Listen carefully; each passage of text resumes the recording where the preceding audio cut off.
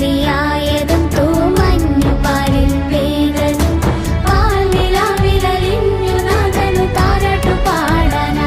സ്നേഹത്തിന്റെ സാമ്രാജ്യം പടുത്തുയർത്താൻ സമാധാനത്തിന്റെ സത്പാത്യവുമായി ഭൂമിയിലേക്ക് ഇറങ്ങി വന്ന ദേവപുത്രനാണ് പുൽക്കുട്ടിലെ ദിവ്യ ഉണ്ണി.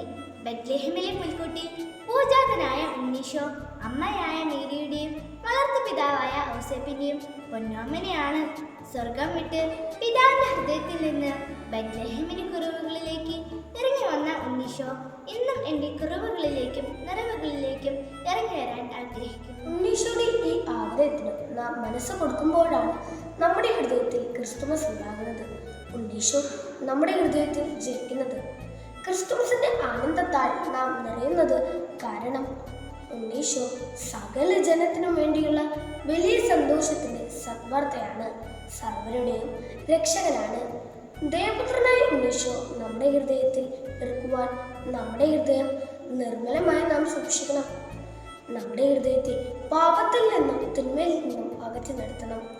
പ്രകാശത്തിനും സമാധാനത്തിനും സന്തോഷത്തിൻ്റെ ഉറവിടമായ ഉണ്ണീശോയെ നമ്മുടെ ഹൃദയത്തിൽ ഹൃദയവിശുദ്ധിയോടെ വരവേൽക്കാൻ നിങ്ങൾക്ക് ഉണ്ണീശോ ഇഷ്ടമല്ലേ?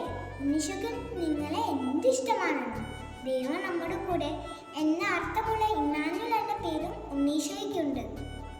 ഉണ്ണീശോ എപ്പോഴും നമ്മുടെ കൂടെയുണ്ട്.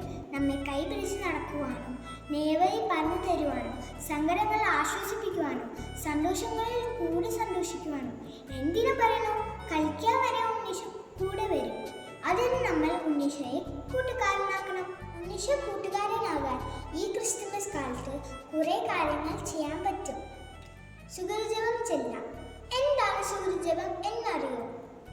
ഉണ്ണീശോയെ ഞാൻ നിന്നെ സ്നേഹിക്കുന്നു, ഉണ്ണീശോയെ എൻ്റെ ഹൃദയത്തിൽ വന്ന് പിറക്കണമേ എന്ന് തുടങ്ങുന്ന സുഗൃജപങ്ങൾ ചൊല്ലി നമുക്ക് ഉണ്ണീശോയെ കൂട്ടിന് വിളിക്കാം.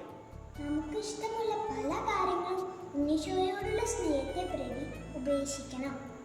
നന്മ ചെയ്യണം, മറ്റുള്ളവരെ സഹായിക്കണം, മാതാപിതാക്കളെ സ്നേഹിക്കണം, അനുസരിക്കണം. ഇങ്ങനെയൊക്കെ ആയാൽ ഉണ്ണീശോയ്ക്ക് ഒരുപാട് ഇഷ്ടമാകും.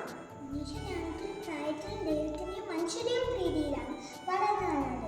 ഉണ്ണീശോയുടെ കൂട്ടുപിടിച്ചാൽ നമ്മൾ ഉണ്ണീശോയുടെ നല്ലവരായി തീരും, എല്ലാവർക്കും ഇഷ്ടമുള്ളവരായി തീരും. അതുകൊണ്ട്